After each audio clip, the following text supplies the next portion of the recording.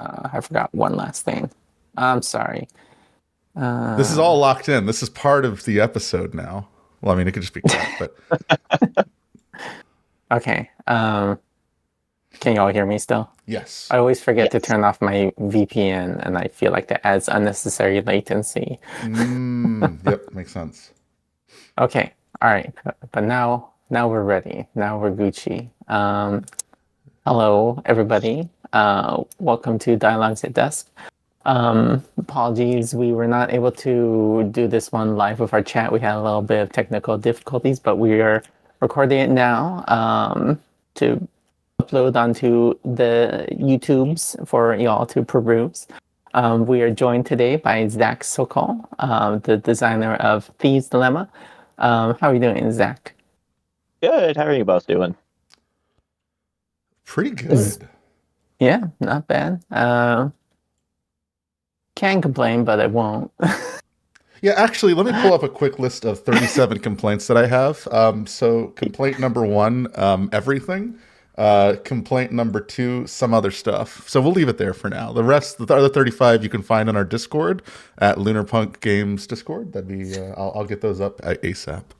Sorry. Yeah, those will be in the grievances channel. You have to Yes. unlock that one. Yes. Um, okay. So, Zach, I've played Thieves Dilemma. I think I might have only played like one or two iterations. I think Matthew's played more. I know that's gone through a lot of different like iterations. Could you walk us through some of the major design decisions that you've made with that game? Yeah. Um, so that game came about from a different failed project actually. I was making a different game called Fairies and Frankfurters, and I that game leaned so heavily into co-op that I just said I'm just going to make something else from the start. And so I was actually looking at a combination of The Prisoner's Dilemma, and there's a game called We're Doomed. Um, Hmm. and so We're Doomed is the only one that I was a bit more familiar with. That's been like published. That's technically a multi-victor game. And basically people have like 15 minutes, like real time.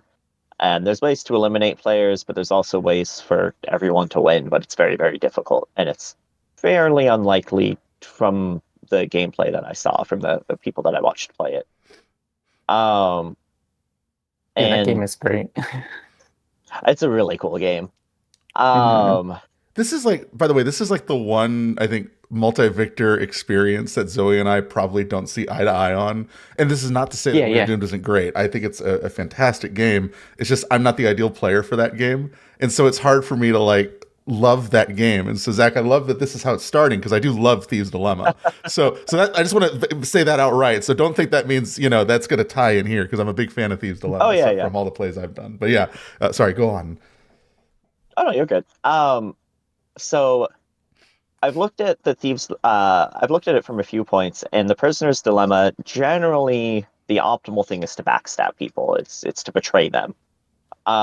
There's even a game show that existed years ago. I don't think it's on anymore, where people would work together the whole game, and at the very end, they could choose a friendly option, which is they both split the pot. They could choose the greedy option, and if they both choose that, one person gets the pot, or sorry, neither person gets the pot. And then if one is friendly and one betrays the other, the one that betrayed gets everything, and the other person gets nothing. Hmm.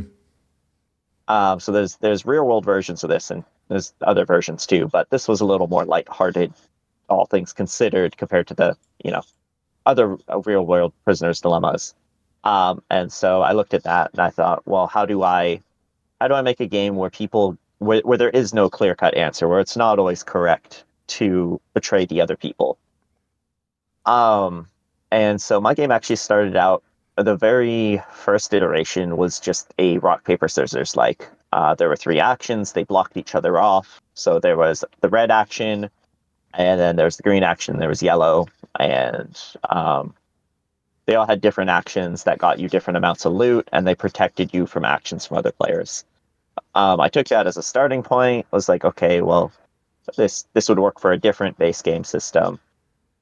So then I started looking at where Doomed, I had a system kind of similar to that, but with some extra stuff stapled on.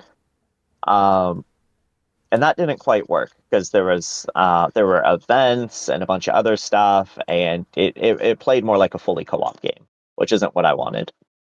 So then I stripped that out. I stripped out the cards because there were 4 of them. I stripped it to 3. I stripped out player powers. The game had a bunch of extra stuff in it,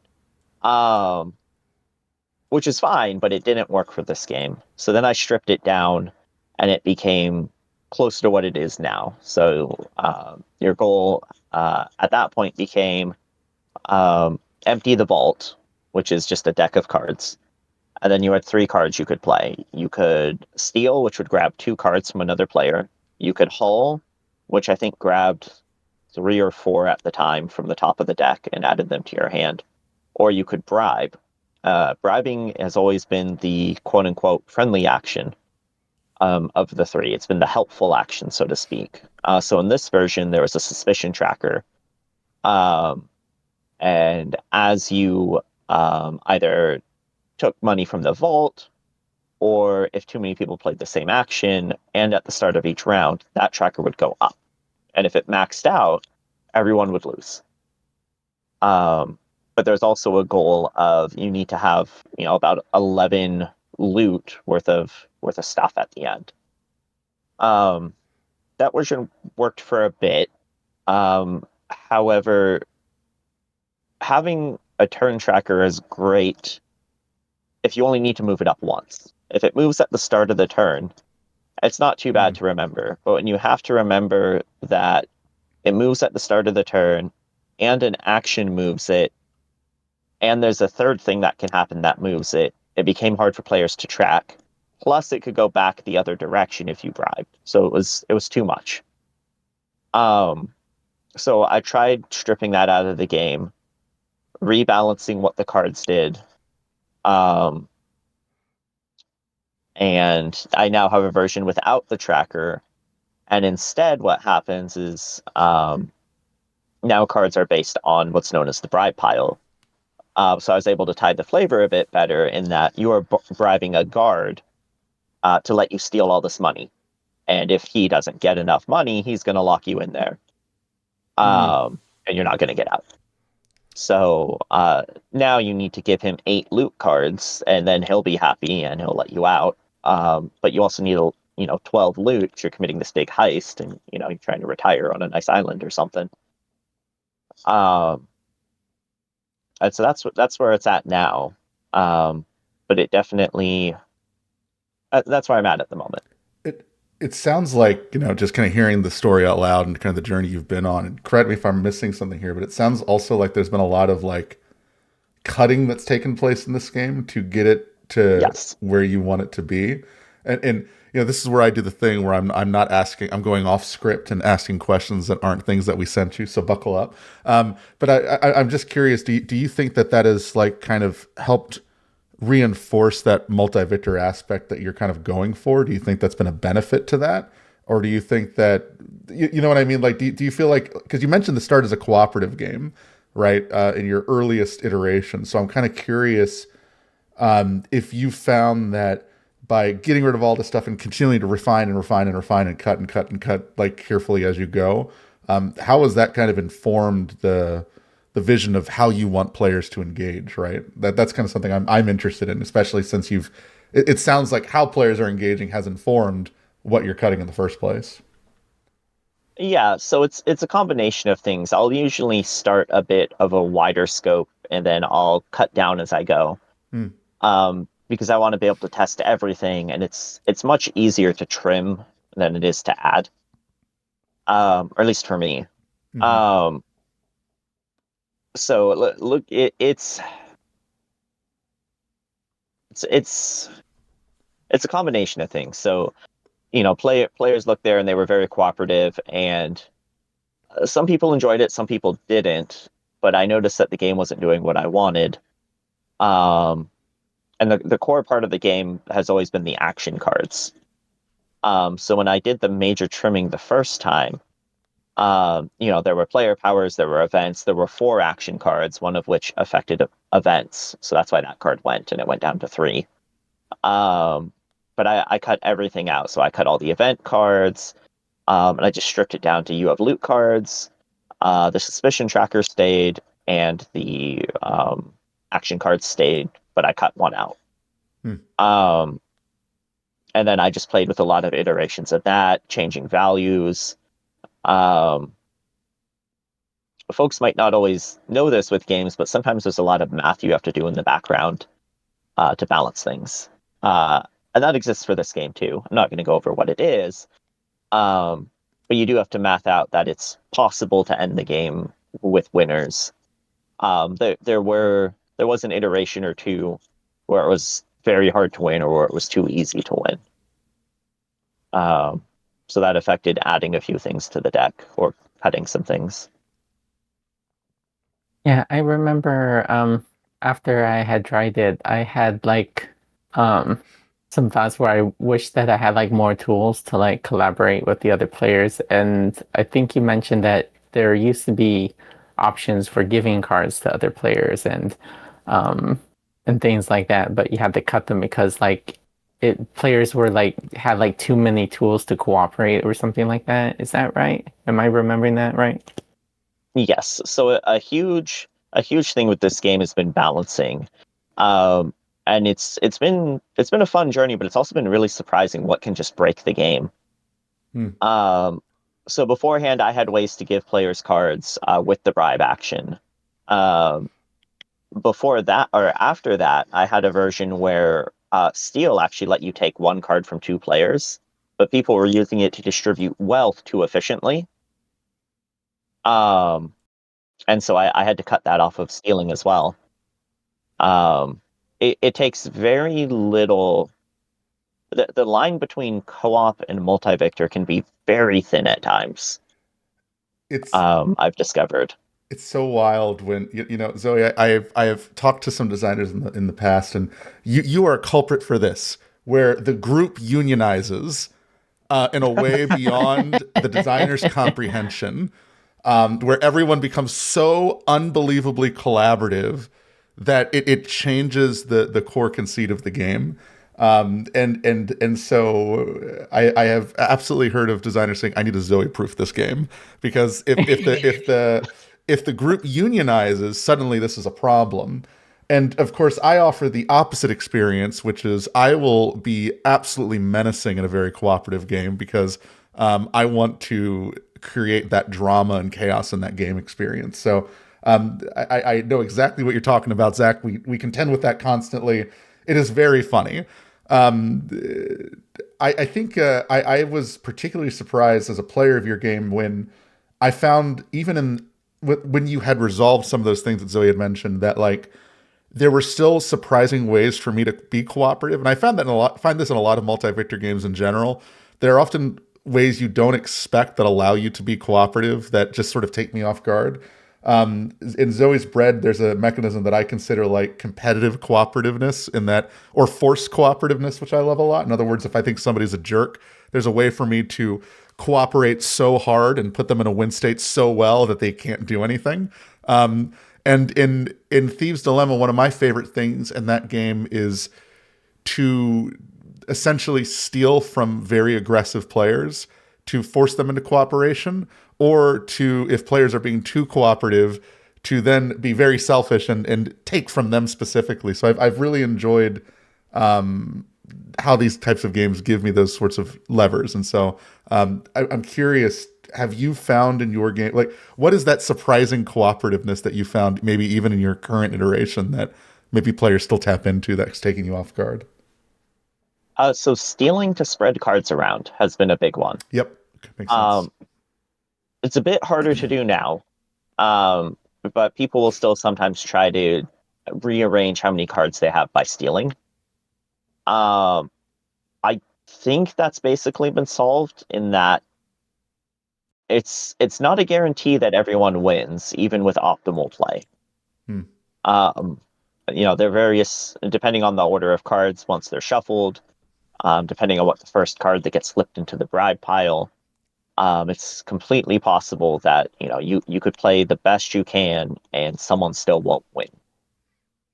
Wait, Um, I'm sorry. When you say that people are using like steel to like sort of distribute, like, do you mean like people who have like more than enough are like going like, hey, you could steal from me, to like yes, redistribute the wealth like that? Okay, that's funny. yeah. I've also had seen forced redistribution. So we've had one player be like super in the lead, and then like everyone will steal from that person, and then it's like, okay, the wealth is distributed, and if you take too much, we're going to redistribute you again, which is always funny. Um, but yeah, that's part of the reason why Steel targets one player instead of letting you split it up, because people started getting really efficient with divvying up their wealth.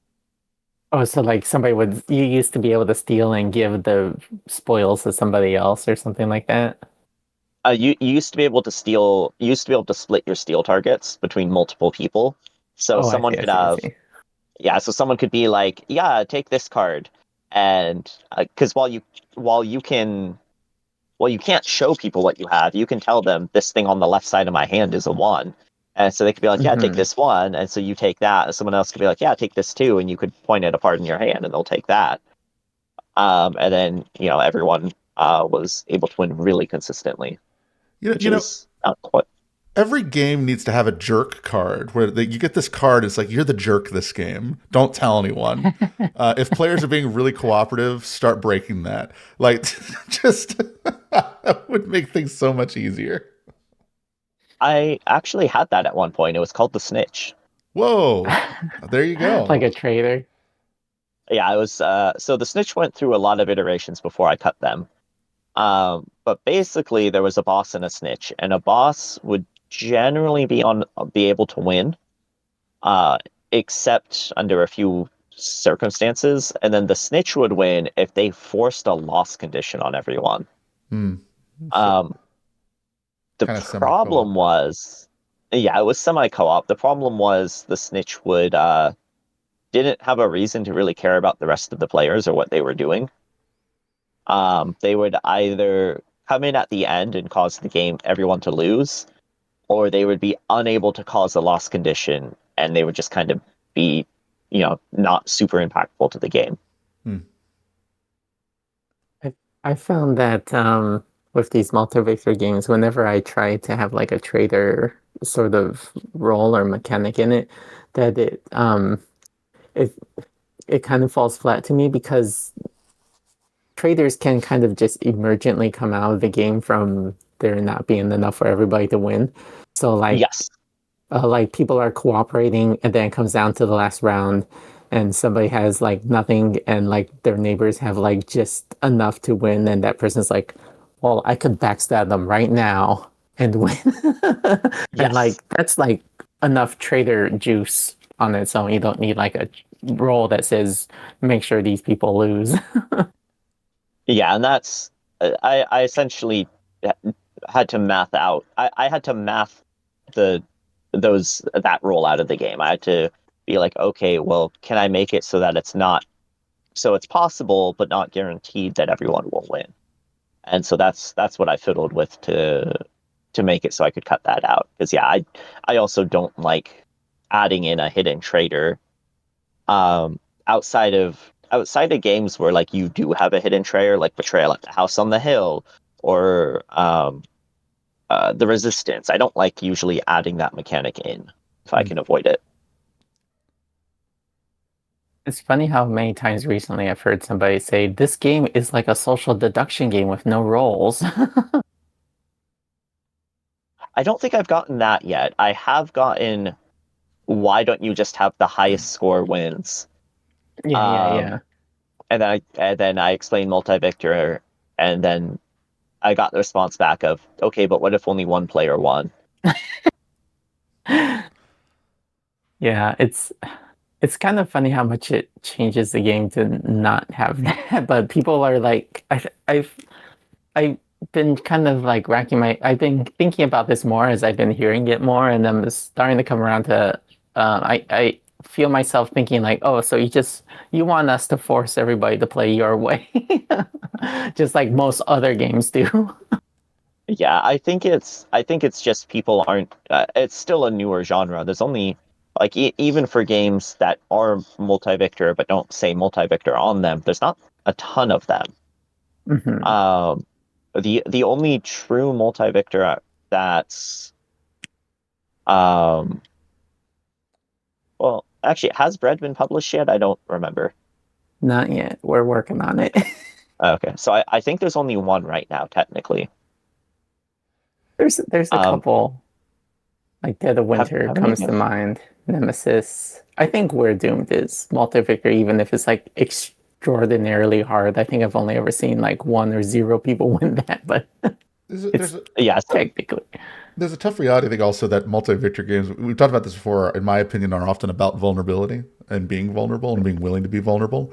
Hmm. And that's not something that's easily it's not something to easily embrace in games, in my opinion, even though I think often it leads to those juicier betrayals and those juicier relationships that are positive. The Something that I think sticks out in Prisoner's Dilemma I've seen before, and there's another game that we're developing where I see this too, where sometimes if you are a lead player, you wouldn't think talking about traitors, right? There is sort of there's another type of betrayal, in my opinion, which is I'm going to take so much more than everyone else, like almost that single victor mentality, but I'm going to take so much more and be so far in the lead that it ruins everyone else. And should they try to take from me, I will still have enough. So I'm going to take so much more than enough that I'm going to guarantee and cement my place. And I'm going to deny any vulnerability in myself, right? Which is a really interesting. I don't think that's often observed as a trader exactly, but that is to me a trader role in these types of games. And so like I'm going to take enough so that I can not deal with your shenanigans should you decide to betray me, which is a interesting thing that I think these games bring up. And I certainly have seen in Thieves Dilemma. I've been that player in Thieves Dilemma a couple times. I've seen children do this a lot, which is really interesting.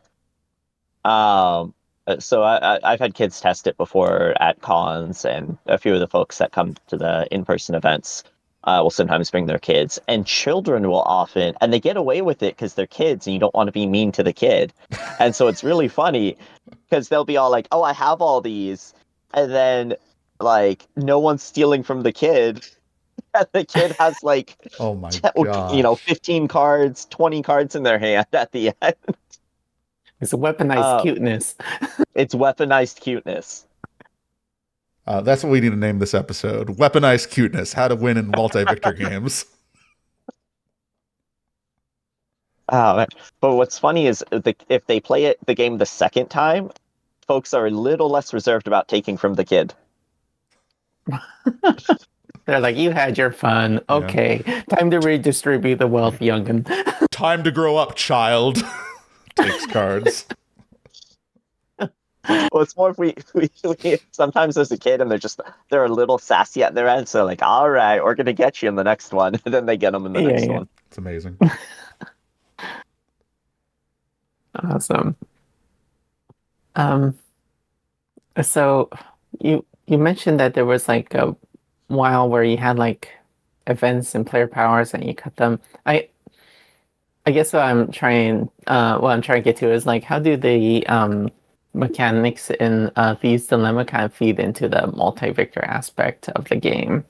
Like what are some things that kind of emphasize that Yeah. social dynamic? So the way the game works is that there's two things that players have to do to win. The first thing is the guard has to have 8 cards. So the game is all cards. Hmm. So there's a deck of loot cards, and everyone has 3 action cards. So there's the guard the guard needs 2 cards per player because the game is 4 to 6. So in a 12-player game, you need to give the guard 12 cards. Hmm. Um, and there's 3 actions. There's steal, um, which you look at the top card in the bribe pile, and that affects how much you can steal from a player. So if there's a 3 on top, you can steal 3 from someone. If there's a 1 on top, you can steal 1 from someone. There's a haul action, which lets you take double whatever the top card's value is. So if there's a 3 on top, it gives you 6 cards. If there's a 2, you get 4. And then there's a bribe action, which is how you pay the guard.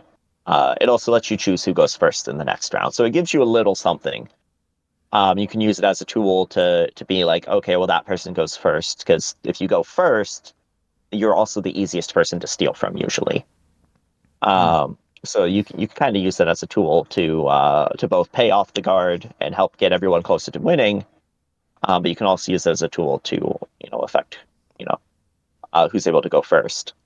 But one of the ways that it also forces cooperation, or encourages it, I should say, it doesn't force it, is if too many people play the same card, so more than half in any of the player counts, cards are gone from the bribe pile. So you lose cards in the bribe pile, and this is before people take an action. So right now it's 2 cards leave the bribe pile if more than half the people play the same action. So now you're hurting your chances at a group win, but also you're making your cards worse. So that steal, there might have been a nice 3 on top. Well, 3 people decided to steal. That card is gone now. And if there's no cards, the values are just treated as 1s. So now your nice steal of 3 cards, or your nice haul of 3, is just 1 card. Now for haul, that doesn't sound too bad. You still get 1 card. But whenever you haul, you're also burning a card off the top of the deck. So 1 card from the deck is always removed. It's gone forever every time you haul. So if players wind up with a bad haul because too many of them did it, they're all oftentimes getting 1 card, and you're losing cards from the deck. So now you're making it much harder for players to win because they're not cooperating. Okay. Yeah, but it is sometimes worth it to do that anyway. Players might decide to steal, regardless, because they need just 1 more card towards the end, or because you have a player who's playing it close to their chest and they're not revealing what they're doing. Because some folks will be like, well, you have the same amount of cards as me. If you steal from me, I'm just gonna, I might try to steal from you or steal from this person. Or you might have people not revealing their hauling because they don't want people to steal from them potentially. Okay. So you got kind of like this hidden information. You've got like elements of like uncertainty of what the other players are going to do. You've got like different. I did forget to mention when you play 1 action on the round and you put it face down. I forgot to mention you're playing these face down. You can tell people what you're playing. You can lie about it. But yeah, they are played face down, and then they're all flipped up and they resolve in clockwise order. Okay. Okay. Okay. I think hearing all this, there's a lot of great insight here. There's something that I've taken from this, and it just dawned on me, and I've seen other games do this. I've never seen this have a term.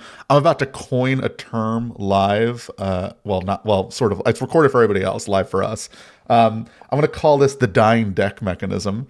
It's because to me, like, I just realized, like, a lot this game in particular, a lot of these decisions also seem fueled by the fact that you're burning through cards as you do them, which is also informing the decisions people are tempted to make. And when the deck dies, that's ending the game. Is that correct? Essentially. Yeah, the round will finish out, but yeah, the second that deck empties, this is the last couple of actions everyone's taking. Got it. Okay. Yeah, that makes sense. Cool. Dying deck. Yeah. Nobody's ever. I'm coining it right after this episode, trademarking that bad boy. Put it up on Board Game Geek. I can't think of a mechanism that I don't think that's ever been given a term. Am I being ridiculous right now? Is there a term for this? I don't know. Don't they call that decking out somebody like in Magic or? That's like that's fair. I think it's different though, because like in Magic it is decking out. Actually, in a lot of TCGs it's decking out, but it's not. You decking out doesn't affect the other players. Right. Yeah, it's not usually a deck out for like the whole game. Uh, Yeah. it's usually decking out for like one person who owns the deck. Yes. It also doesn't inform the decisions as much, kind of, sort of, in the sense that like that there's that political framing around the dying deck that I think is very prominent in multi-victor games, because that's going to feed collaboration or competition as the deck's running out in terms of do you want to actually lie about the cards you played with those face down cards in Thieves Dilemma versus being honest. Like, correct me if I'm wrong, Zach. Do you find that like that deception point where people start being more deceptive is more toward end? I would imagine is how that tends to Yes. go. Towards the end, there's definitely more betrayals. Mm-hmm. Yeah, there definitely is this like common like thread on like multi-victor games of like scarcity and like uh and that and that scarcity being tied into like the game end trigger. Maybe it's like something more prevalent in this space because like most our games have the ending triggered on like when somebody crosses like the finish line or like when somebody's like eliminated as opposed to like some shared timer. Yeah. So maybe that's why we're seeing more stuff like that crop up. Well, Bread has a dying deck too, technically, doesn't it? Or at Oh least the yeah, last well, version I played. it's pretty close to it. There's like a event card near the bottom of the deck. So like the more you go through the deck, the closer you get to like the end of the game. You just don't know if it's at the last card or the 10th to the last card or something like that. Right. We did it. New game mechanism. It's happened. New We game termed mechanic. it. We termed it. That's cool. So so thinking on these mechanics that feed into the multi-victor aspect, it's like this um scarcity of resources, scarcity of time, like it's selfish actions sort of taking from the time and the limited resources. You've got like it's very much inspired by the prisoner's dilemma. The more people who are being greedy, the like worse things get for everybody. Um, and then peppered in like some opportunities to like cooperate. Although it sounds like you didn't need to add a lot of the tools for cooperation. It seemed like you had to like add more out. Seems like the one thing that kind of lends towards the cooperative element is just having like a goal where it's possible for multiple people to win, like having like a threshold instead of whoever has the most. Am I right? Or did you find that you need to like add more stuff to enable like that cooperative play? I guess So grind. it took me a long time to get to the spot where I'm at the moment. Or not a long time. It took a lot of testing. Mhm. I had to constantly add and remove different things. The big thing that I realized a few weeks ago, because this version is only a few weeks old, is that players need something that can cause them all to lose for Thieves Mhm. Dilemma. Um, because otherwise, you can just play selfishly and not worry about other players.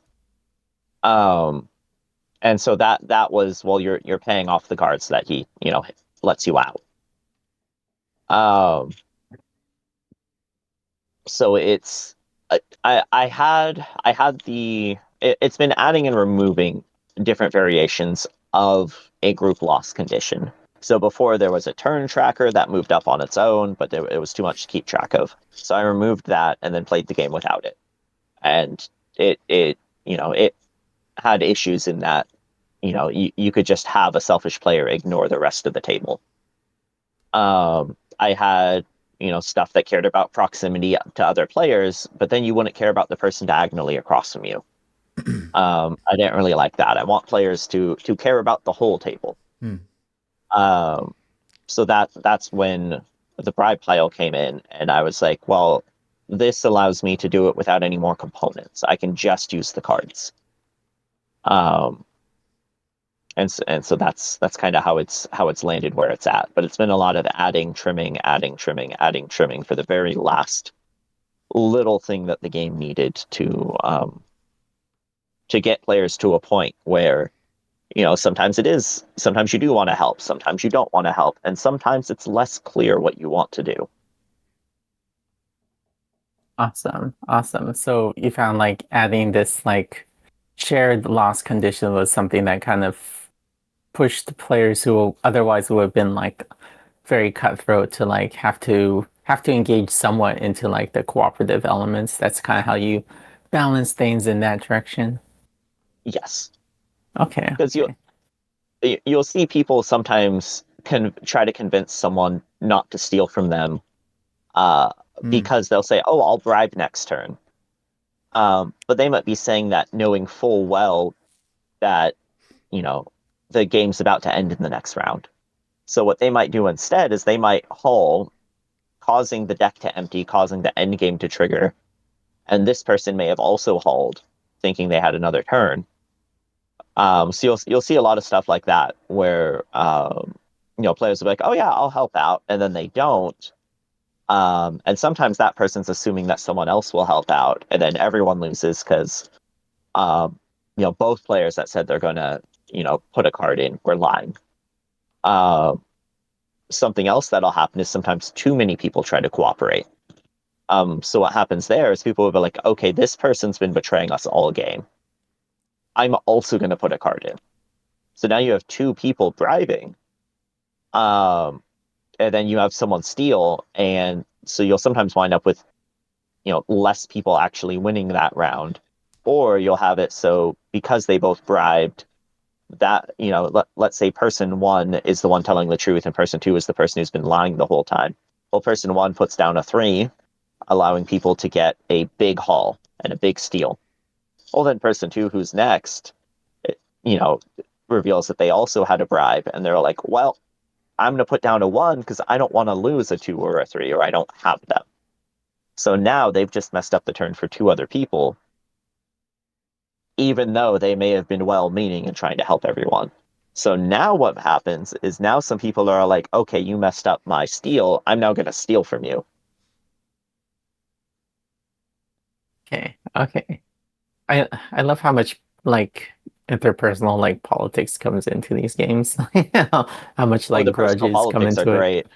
Yeah, yeah, I love it.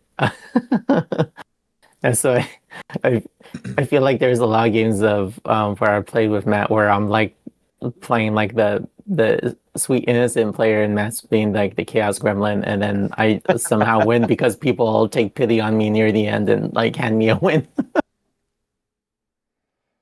I found that in a lot of the games I've played in life, my friend groups turn them into multi-victor games. Like in any type of social deduction game, that someone will eventually say something like, "Do you all really want Matt to win?" And that changes the entire scope of the game. And then everyone is just on board with tanking whatever side I'm on, and it's very funny. And then it doesn't matter what the results are. Everyone who succeeded in that goal feels like a winner. So That happens in video games with you too sometimes. yeah, yeah. It doesn't matter what it is; it's going to happen. Not not saying I've done this to Matt once or twice, but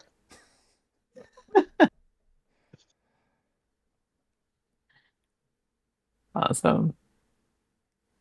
So what would you say are some like the big challenges or lessons that you've learned from like iterating on this game of yours? What are some takeaways that you've had? co-op and multi-victor, no matter what you're doing, it's a very fine line between the two. Um,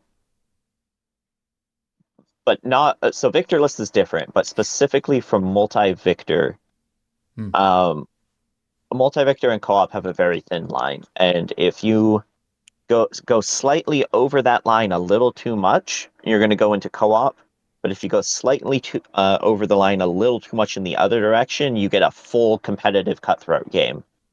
So it's definitely it's a balancing act, and you want to be right in the middle there. Hmm. Um, and it can be hard to get to that point, but it's always worth testing and testing and testing. And even if you don't think you're at that point yet, um, it doesn't mean you can't get there eventually. Um, Most of my testing of this game has been trying to find this final little thing that I needed. Um, The cherry, there was a lot of fun. the cherry on the cake or the sundae or whatever. That Yeah, the final cherry piece. on the sundae. Yeah. But it was a very necessary. It was a load bearing cherry. Uh, um, yeah, I, I think the other thing I learned is more people should make these. They're a lot of fun to design. Yeah, they're a challenge. It's and it's a lot of fun. It's a different space to kind of wrap your brain around. Yes. So, I'm sorry. I feel like you may have already said, but what was the big cherry that that like you felt like helped you get your game into like the right spot? I'm sure it's like a culmination of several changes, but did you say there was like a cherry that you like kind of cinched it for you? Yeah, so it was actually the guard's bribe pile.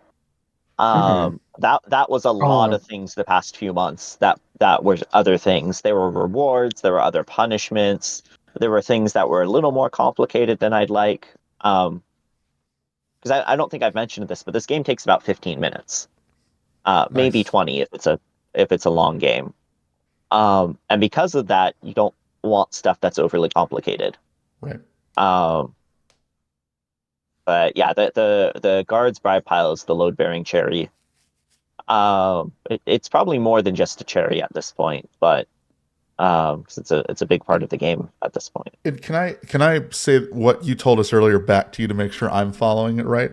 Because that's I love because I think I get it. And I think it makes sense. So essentially, what it's doing, it is the guard's bribe pile by having a requisite number forces a requirement for players to bribe number one. So it has to happen, which means players have to Yes. give something up. And then if somebody's not doing their share, they're taking an L as well. So Yeah. at some point, if someone is being perfectly selfish, I as a player am going to be like, look, dog, you either need to bribe or we're all going to go down. And so you can either lose that way, or you can lose by me bullying you the whole game. Decide which one you want to decide which one, but you better do something because otherwise we're in trouble. Is that kind of what I'm hearing? There's like it is like a forced suboptimal action that is essentially it's Yes. quote unquote suboptimal, right? That players probably perceive as suboptimal, even that's rarely the case in these types of games. And that as a result, that makes things happen. Am I right there? Is that spot on? That's true. There's an interesting way I've seen people avoid it in that there's a couple very high value cards in the game, and Mm-hmm. so you can get to your value with that, and then they just kind of sit there and like pretend that they're just a little fella or a little guy, and they're just like, I only have three cards, I can't do anything. Right. Meanwhile, they're sitting on the 12 points since like turn one. Oh, spicy. nice. That is really That's cool, cool. actually. How because the values of all the cards are different. So if you are sitting there with a bunch of ones, everybody thinks you're incredibly wealthy. When in reality, you're not. You might be the poorest player at the table. That's spicy. That's a fun Yeah. friction. Yeah. Yeah, I remember in the game I played, somebody had like eight cards and they're like they're all ones. Like I still don't have enough. And like when the game ended, they had like a bunch of twos and threes. I was like, Yep. so rude. Was that me? No. It wasn't you this time.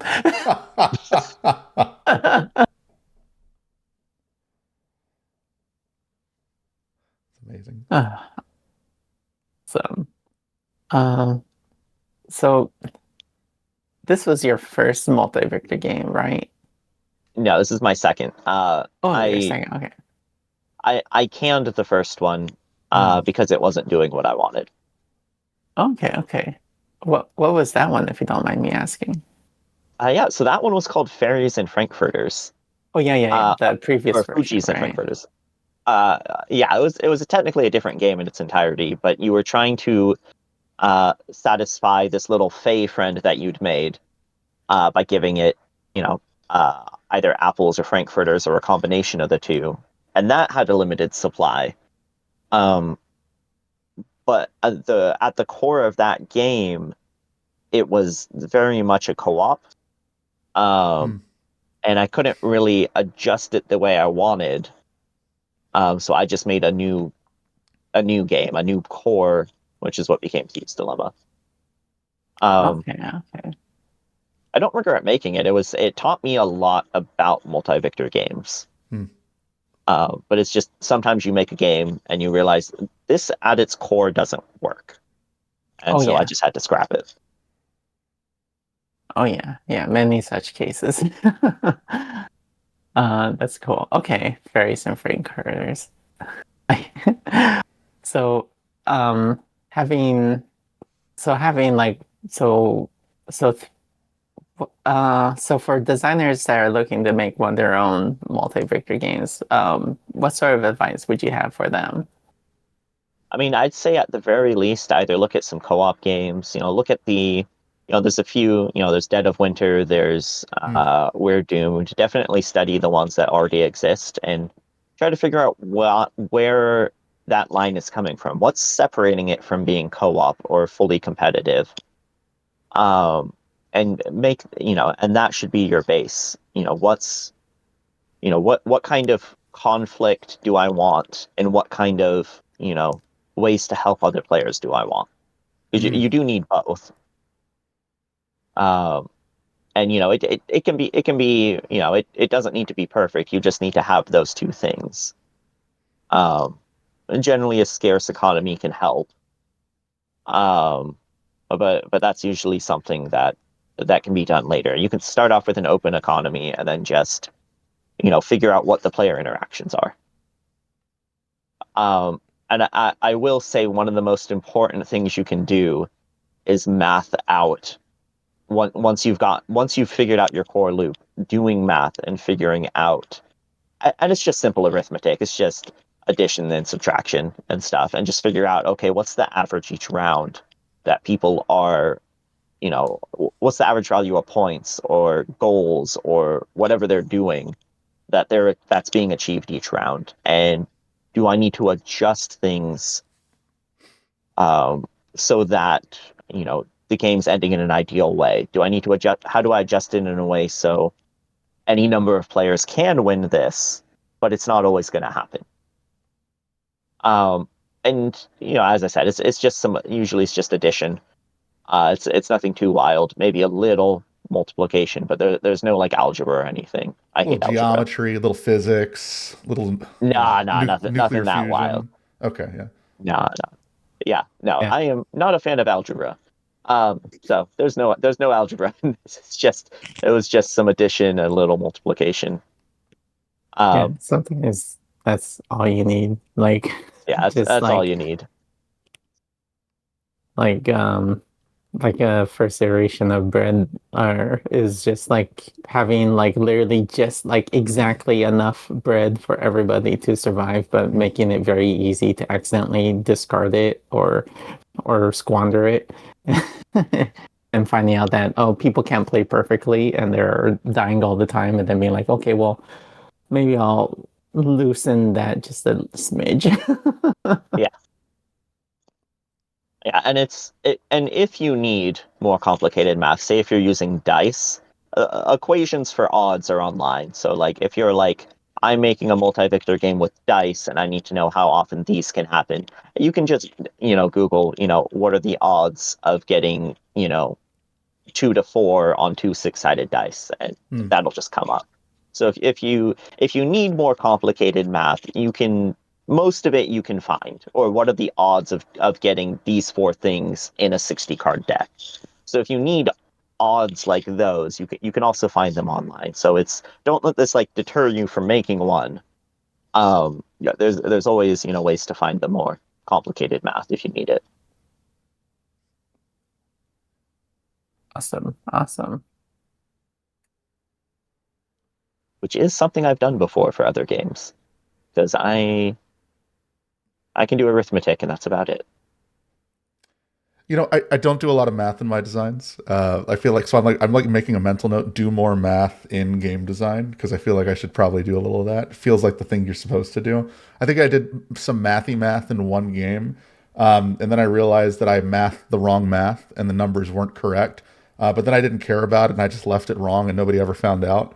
And so when people say this game is really balanced, like I have this dirty secret that it's not, um, and it hasn't bit me yet. So that's good. So don't follow down the path I've gone. Don't go down that road. But I did spend 2 hours doing the wrong math before. It's fine. Then I spent another hour and a half correcting that math. yeah, It'll save you a lot of playtest time. yeah. So it might seem like you're doing homework at the moment when you do it, but it's going to save you a lot of playtesting and iterations. So do your math. Eat your vegetables. Yeah. In Google Sheets, there's like a formula for hypergeometric distribution, which is sort of like if you have a box of like 10 balls and 3 of them are red, where the odds of you getting like 2 red and a draw of 3 balls or something like that. And I use that a lot. Mm. I and then sometimes I will do multiple of those and add them together. It's sometimes my sheets get really hairy.